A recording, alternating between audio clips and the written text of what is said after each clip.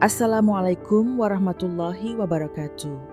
Selamat datang kembali di channel Cerita Mengubah Hidup.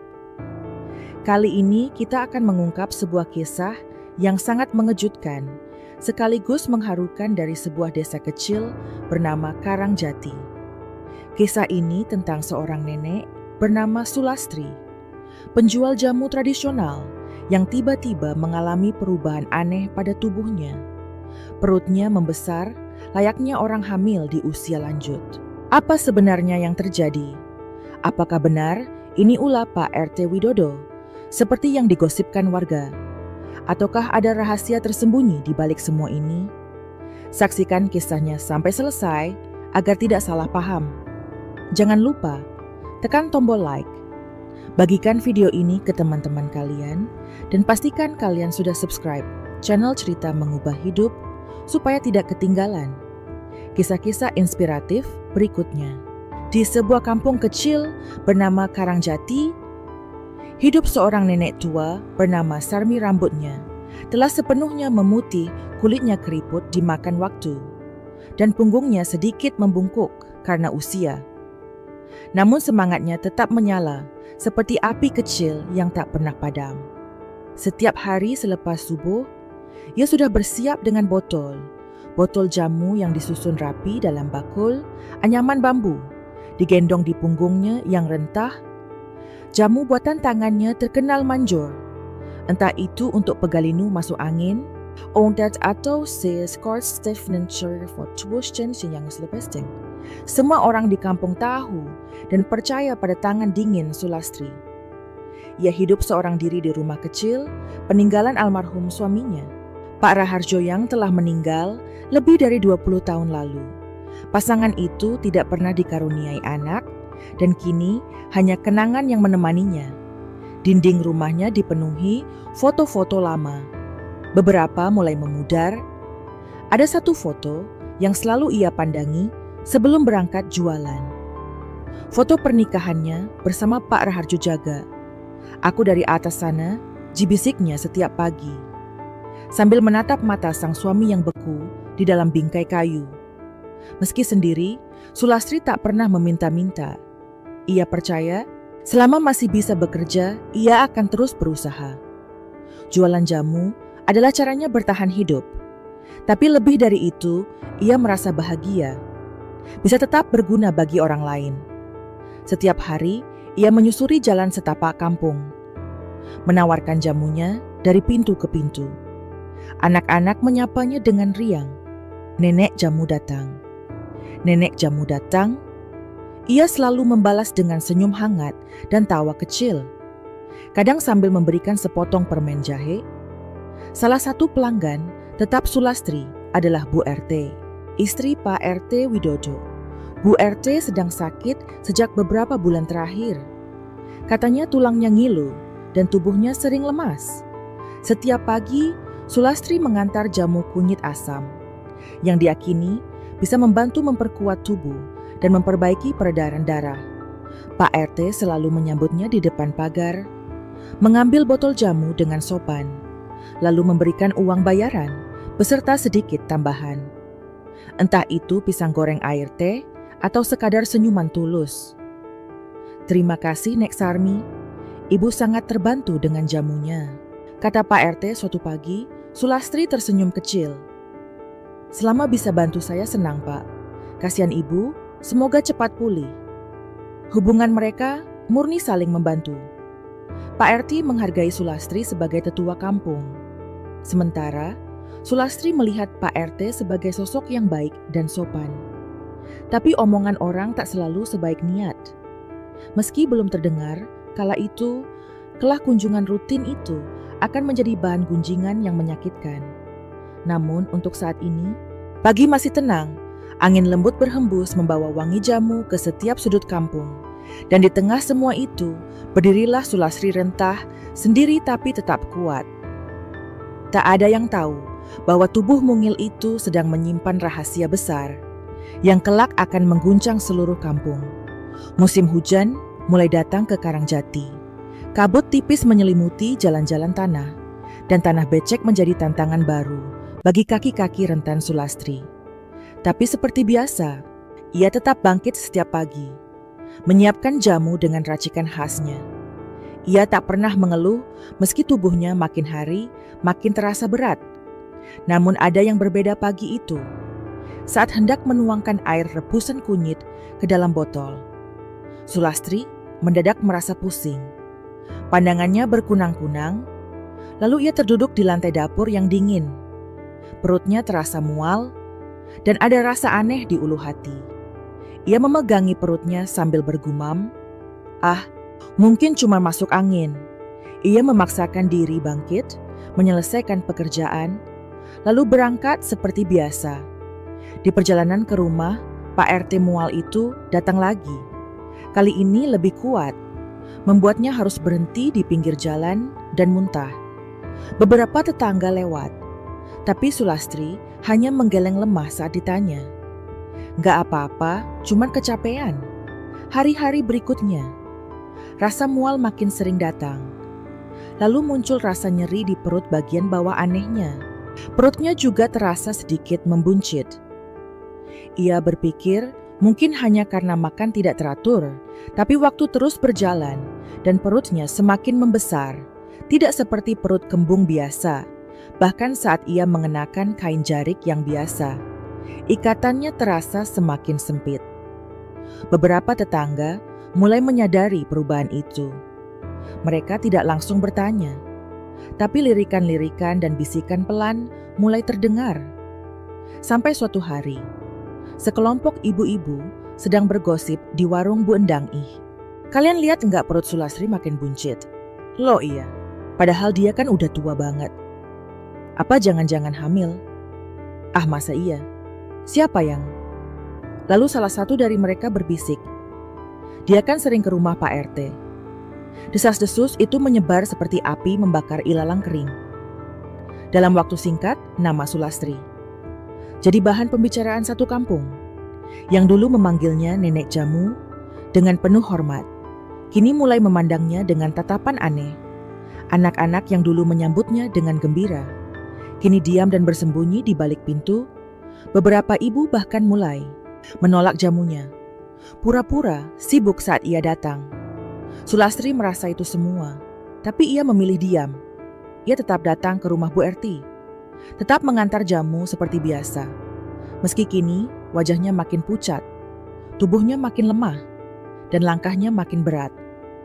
Suatu pagi, saat hendak pulang dari rumah Pak RT, ia sempat terhuyung di halaman Pak RT yang sedang menyiram tanaman, segera menolongnya. "Nek, nenek enggak apa-apa.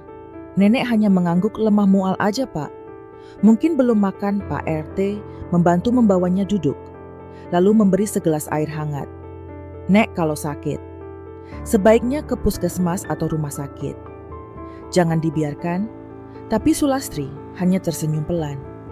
"Saya sudah tua, Pak. Sudah biasa sakit. Nggak usah repot-repot." Pak RT menatapnya dengan khawatir.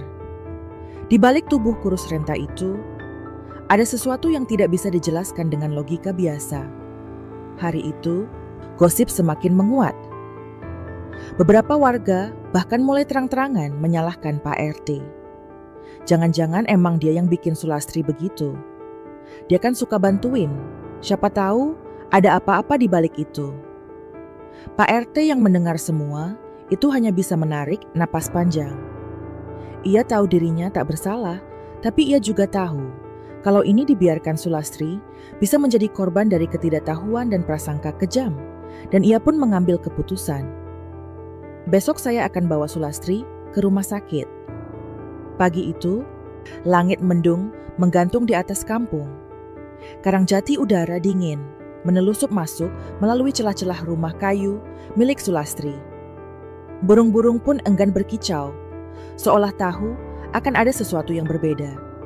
Hari itu, Pak RT Widodo datang lebih pagi dari biasanya, mengenakan jaket abu-abu dan membawa payung serta termos air hangat.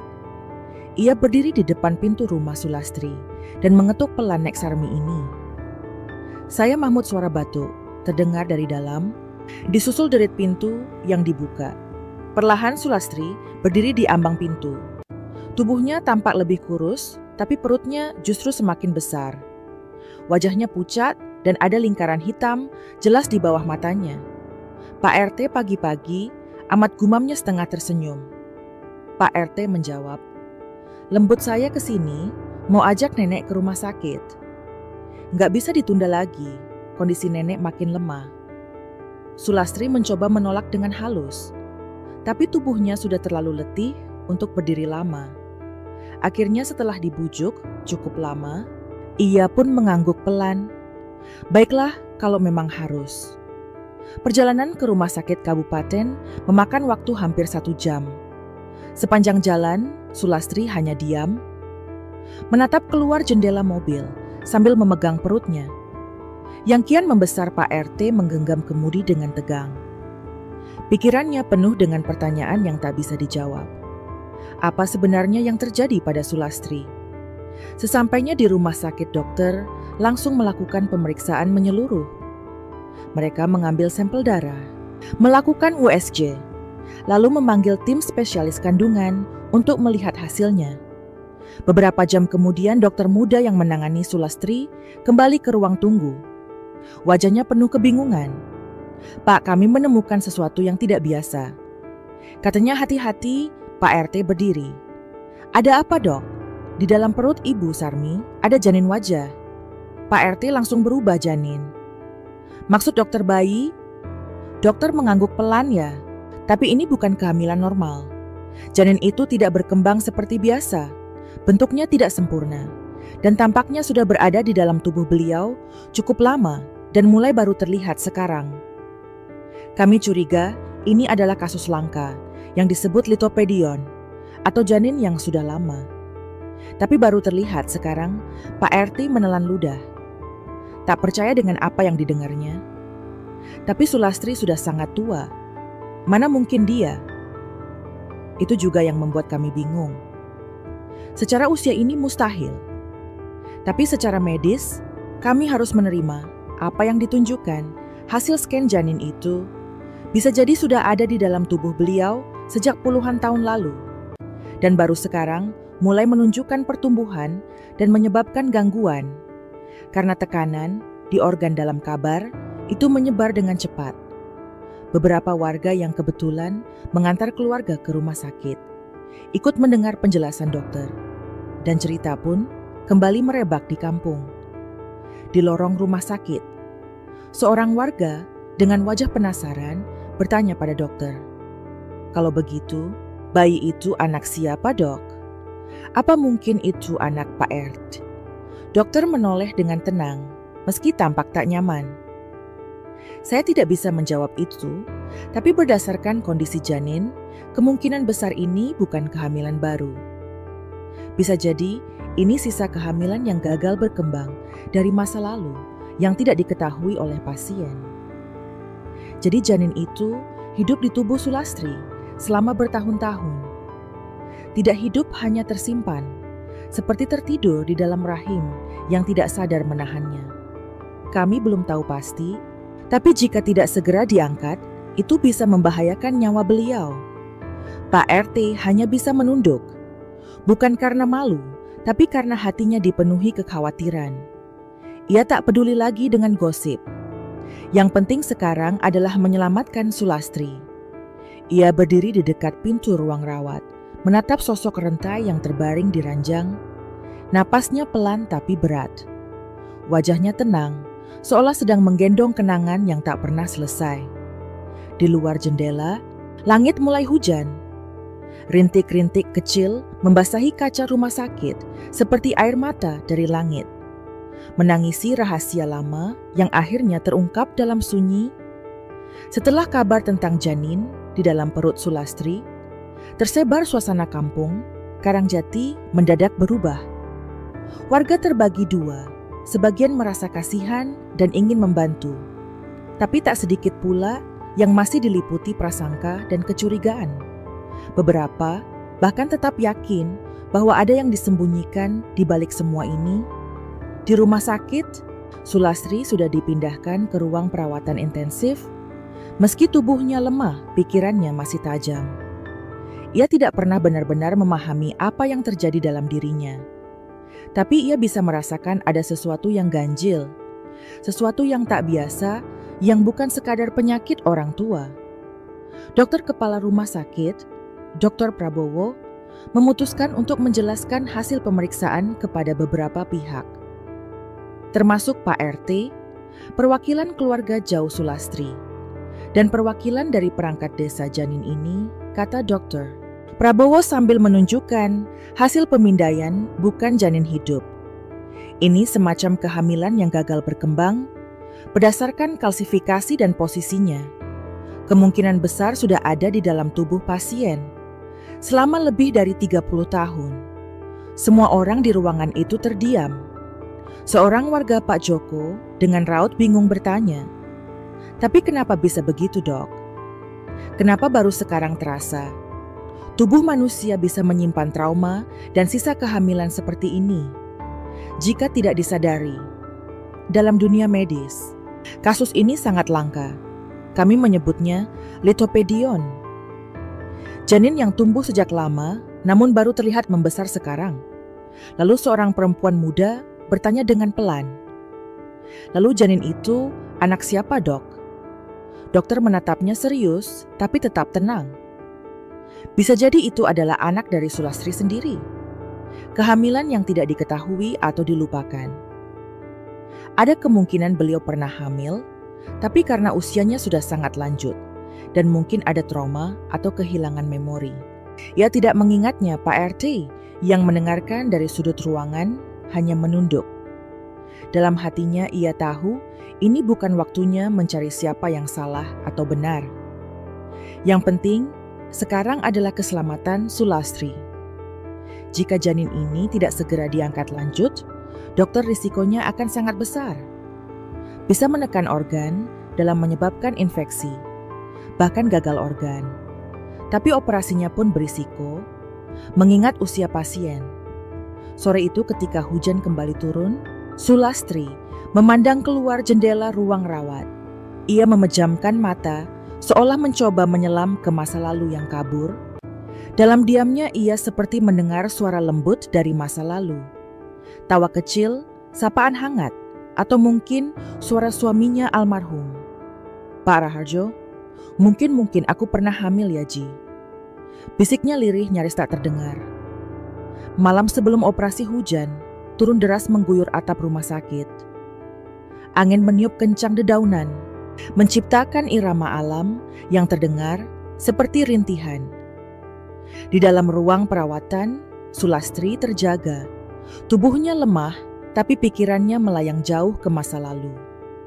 Masa yang telah ia kubur dalam-dalam, ia teringat sebuah malam puluhan tahun lalu. Saat masih muda dan tinggal di rumah kecil bersama almarhum.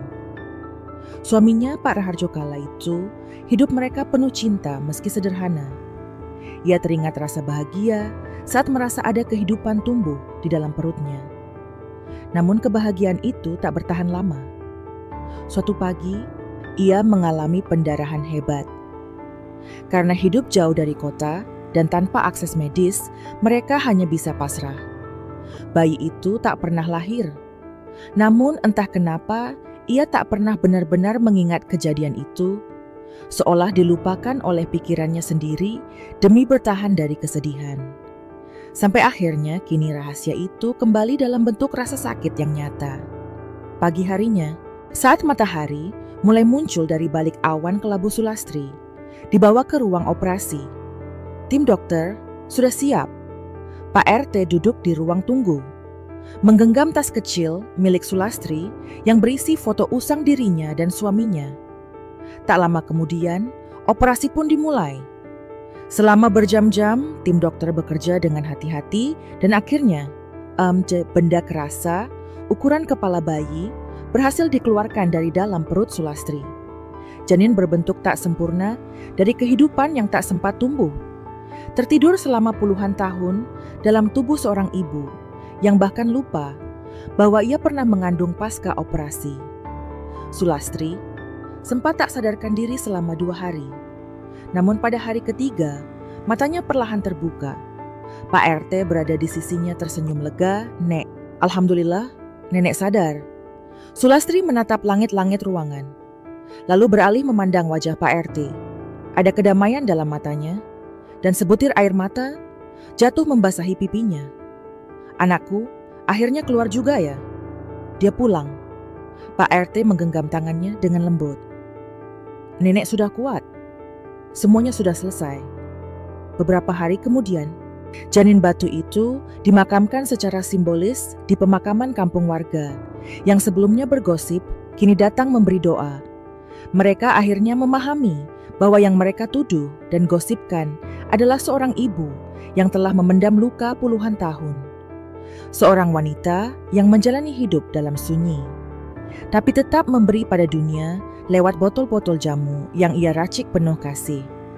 Setelah pulih, Sulastri kesampaian dengan rahmahnya. Dia tidaknya lagi berjualan seperti dulu, tapi warga sering datang mengunjunginya. Anak-anak kembali menyapanya, kini dengan penuh hormat. Ia duduk di beranda setiap pagi, memandangi halaman dengan damai. Di dalam hatinya, tak ada lagi rahasia. Tak ada lagi yang tersembunyi. Ia telah melahirkan bukan dengan rasa sakit, tapi dengan keberanian menghadapi masa lalu.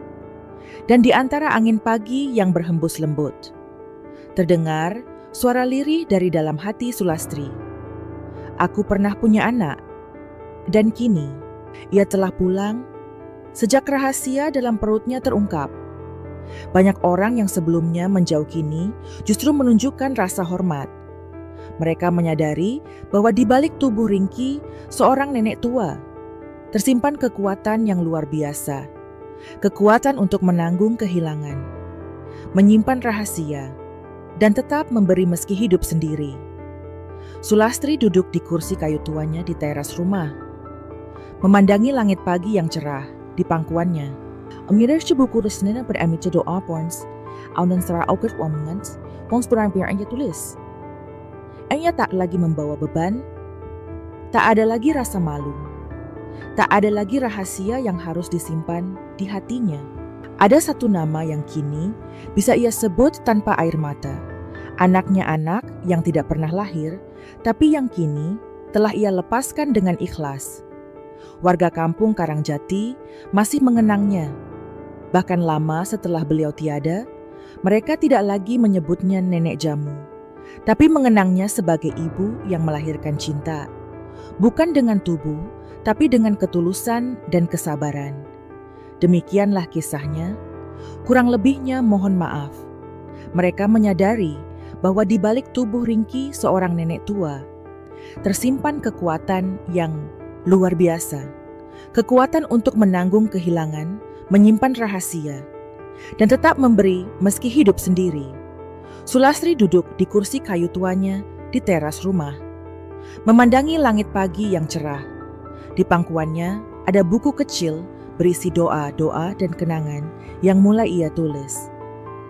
Ia tak lagi membawa beban, tak ada lagi rasa malu, tak ada lagi rahasia yang harus disimpan di hatinya.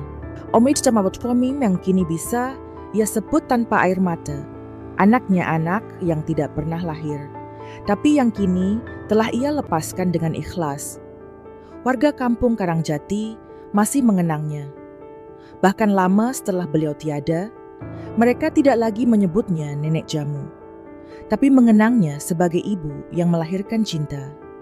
Bukan dengan tubuh, tapi dengan ketulusan dan kesabaran. Demikianlah kisahnya. Kurang lebihnya mohon maaf. Jangan lupa subscribe, like, dan tulis sholawat Nabi.